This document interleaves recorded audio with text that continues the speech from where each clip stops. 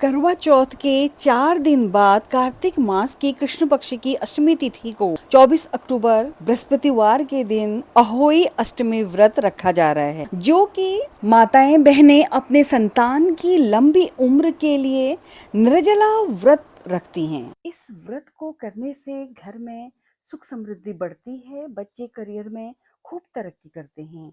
यह व्रत सूर्योदय से सूर्यास्त तक रखा जाता है। यह व्रत में अहोई माता की पूजा की जाती है, जो कि माँ पार्वती का ही स्वरूप माना जाता है। उनको शाम को स्याहू माता की पूजा कर उन्हें गुड़ के पुए का भोग लगाएं।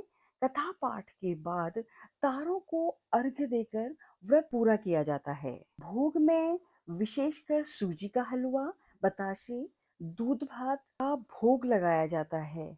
इस दिन आप रोग नाश के लिए ओम नमः शिवाय मंत्र का 11 बार जप करें, जिससे संतान की सेहत हमेशा अच्छी रहेगी। संतान की तरक्की के लिए उसे एक चांदी की चेन अवश्य पहनाएं। माँ पार्वती के मंत्र ओम ह्रीं उमाय नमः का 108 बार जप करें। पारिवारिक बाधा नाश करने के लिए अहि माता को गुड़ का भोग लगाएं। शिक्षा करियर में बाधा दूर करने के लिए माँ को दूध चावल और लाल फूल अर्पित करें। संतान प्राप्ति के लिए चांदी की 9 मोतियां लेकर उसे लाल धागे में पिरोकर माला बनाएं, फिर उसे अहोई माता को अर्पित करें और संतान प्राप्ति के लिए प्रार्थना करें। आइए विस्तार से जानते हैं अहोई माता की कथा। प्राचीन काल में एक साहूकार था, जिसके 7 बेटे और 7 बहुएं थी।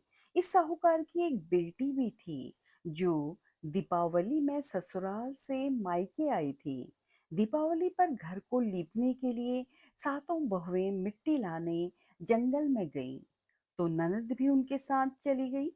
साहूकार की बेटी जहां मिट्टी काट रही थी, उस स्थान पर चाहू यानी साही अपने 7 बेटों के साथ रहती थी। मिट्टी काटते हुए गलती से साहूकार की बेटी से खुरपी के चोट से स्याहू का एक बच्चा मर गया। इस पर क्रोधित होकर स्याहू बोली, मैं तुम्हारी कोख बांधूंगी। स्याहू की वचन सुनकर साहूकार की बेटी अपनी सातों भाभियों से एक एक कर विनती करती है कि वह उसके बदले अपनी कोख बंधवा ले। सबसे छोटी भाभी ननद के बदले अपनी कोख बंधवाने के लिए तैयार हो जाती है। इसके बाद छोटी भाभी के जो भी बच्चे होते हैं, वे 7 दिन बाद मर जाते हैं।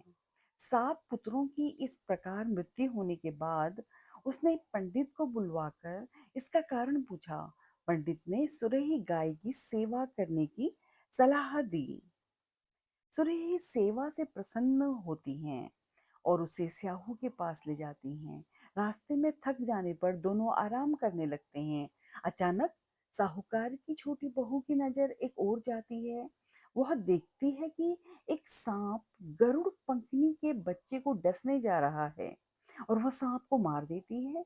इतने में गरुड़ पंखनी वहां आ जाती है और खून बिखरा हुआ देखकर उसे लगता है कि छोटी बहू ने उसके बच्चे को मार दिया है।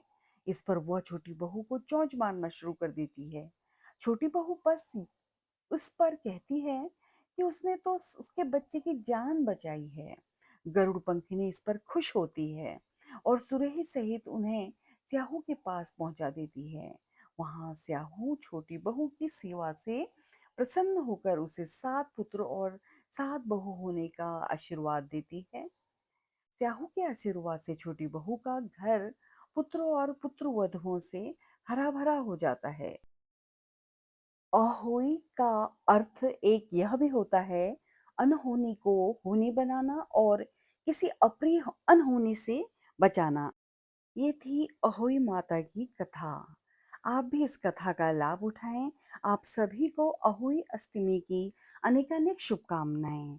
आप सभी संतान पक्ष से सुखी रहें और आपकी संतानें उन्नति करें, स्वस्थ रहें, दीर्घायु हों। आप सभी का धन्यवाद मुझसे जुड़े रहने के लिए।